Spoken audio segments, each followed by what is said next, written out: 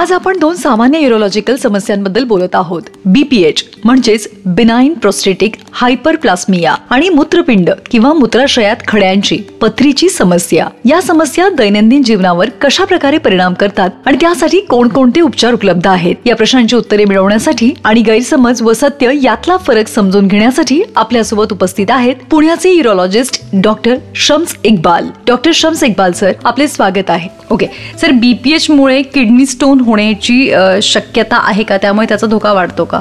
हां, बरेच केसेसमध्ये आपल्याला बीपीएच प्लस स्टोन्स दोन्ही एकत्र मिळू शकतात. कारण बीपीएच मुळे लघवीच्या मार्गात अडथळा होतो.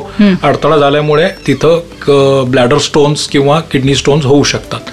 तर पॉसिबिलिटी असते की बिकॉज ऑफ बीपीएच स्टोन सुद्धा होऊ शकतात. सर, आता बीपीएच आणि किडनी स्टोन ह्या दोघांना जर आपल्या शरीरातनं हटवायचं असेल तर त्यासाठी काही नवीन टेक्नॉलॉजी आहे का, ज्याच्यामुळे हे सहजरित्या होऊ शकतं आणि त्रासही पेशंटला कमी होईल?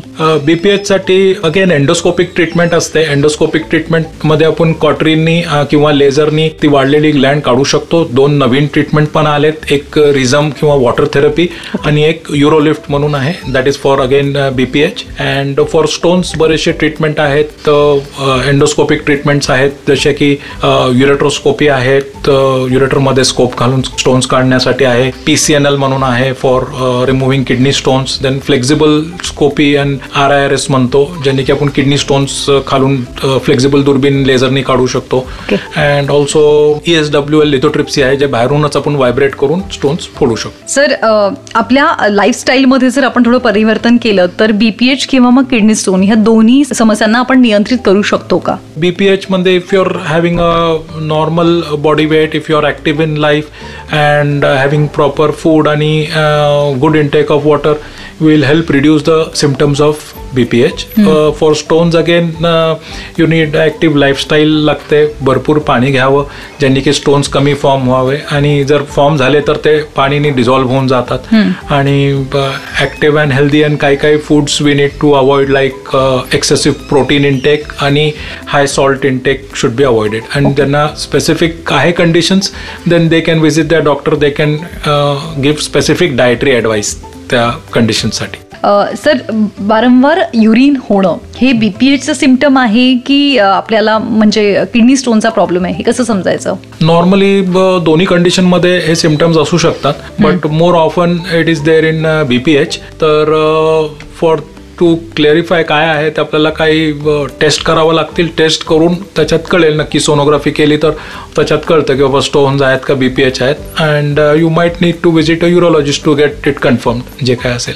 सर, बीपीएच आणि किडनी स्टोन हे दोघांचा एकमेकांशी संबंध आहे का? ते एकमेकांशी जोडलेले आहेत का आणि ते एकत्र होऊ शकतात का? एकत्र होऊ शकतात. Stones can occur in any age, but BPH normally occurs after 55 years. Okay. तर नॉर्मली 55 इयर्स नंतर जर तुमचं पाणी इंटेक कमी असेल, प्लस तुमच्या ट्रॅकमध्ये बीपीएच मुळे ऑब्स्ट्रक्शन असेल, तर स्टोन फॉर्मिंगचे चान्सेस वाढून जातात, एस्पेशली ब्लॅडर स्टोन्स. आणि किडनी स्टोन्स पण होऊ शकतात because of back pressure changes, because urine पूर्णपणे फ्लो होत नाही, पूर्णपणे बाहेर निघत नाही, तर मग युरिन साठून राहते, त्याच्यामुळे स्टोन्स होऊ शकतात त्याच्यात. सर, आता बीपीएच आणि किडनी स्टोन ह्या दोघांना जर आपल्या शरीरातनं हटवायचं असेल तर त्यासाठी काही नवीन टेक्नॉलॉजी आहे का, ज्याच्यामुळे हे सहजरित्या होऊ शकतं आणि त्रासही पेशंटला कमी होईल?